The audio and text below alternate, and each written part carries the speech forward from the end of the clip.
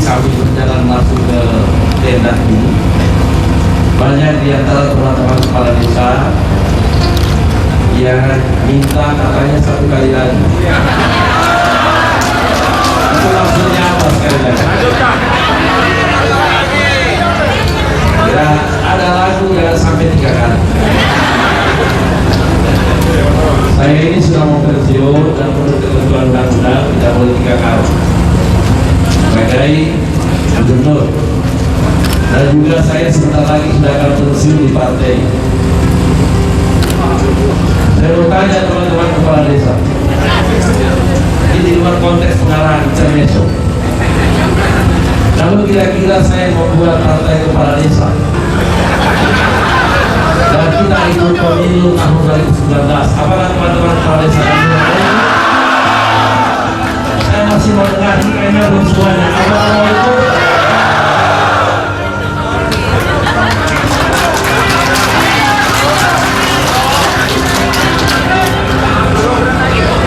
Saya itu tidak berarti apa-apa.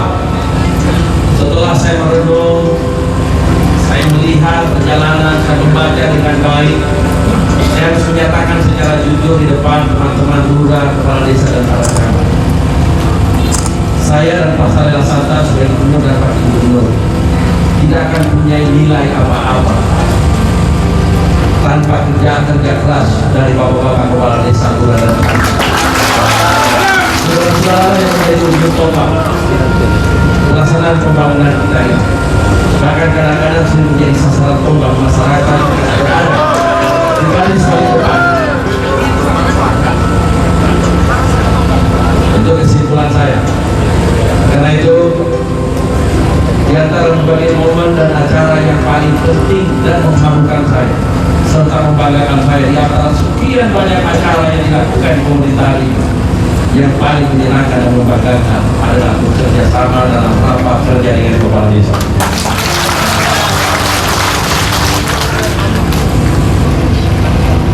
Hari ini tanpa terasa kita sudah melaksanakan rapat kerja untuk yang ke-8 kalinya. Dan saat ini posisi pemerintah desa makin mendapatkan penguatan dengan akhirnya Undang-Undang Nomor 6 Tahun 2014 yang memiliki independensi dan otonomi yang makin kuat. Tetapi saudara-saudara kepala desa, dan sisi proses demokratisasi, saudara-saudara mendapatkan legitimasi yang kuat dari rakyat. Karena proses pengangkatan saudara-saudara menjadi desa sama proses pengangkatan bupati, sama proses pengangkatan gubernur, sama proses pengangkatan presiden, karena melalui pemilihan langsung.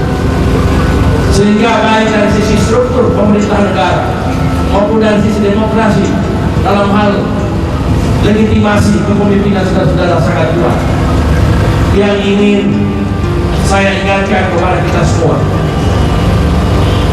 bahwa bukan berarti berlakunya Undang-Undang Nomor 6 Tahun 2014 tersebut maka segala-galanya hubungan pemerintahan antara provinsi, kabupaten, dan kepala desa menjadi terpisah jauh.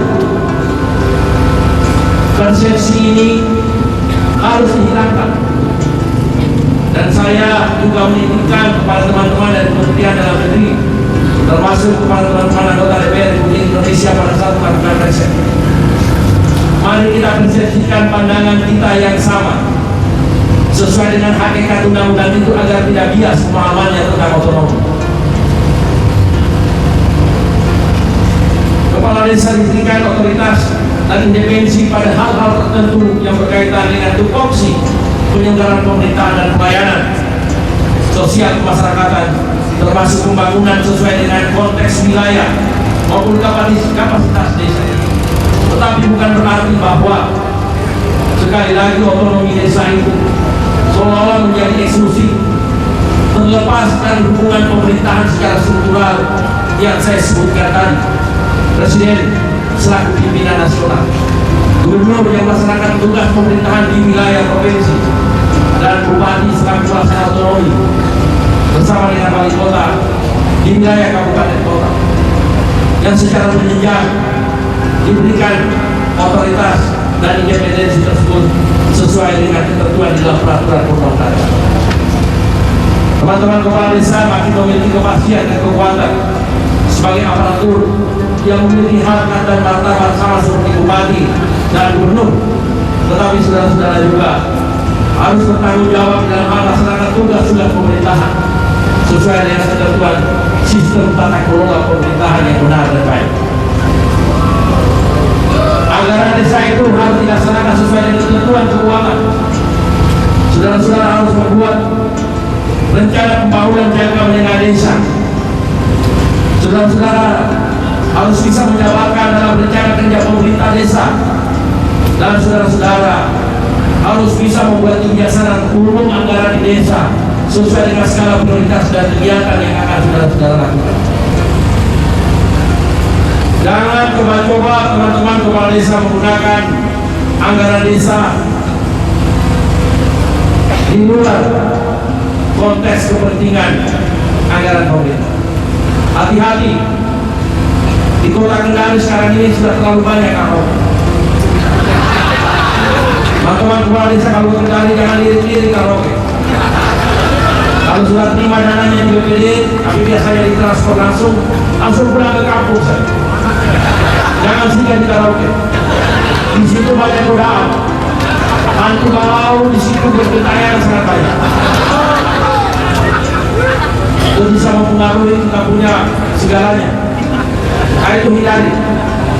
Kemudian saya ingatkan, jangan pernah mengangkat istri kepala desa itu sebagai bendahara. Ya, di pengalaman kita di Blok Gede kemarin, jangan sekali-sekali mengangkat istri kepala desa menjadi bendahara. Nanti akan dijelaskan dari Kementerian Keuangan maupun Kementerian Dalam Negeri.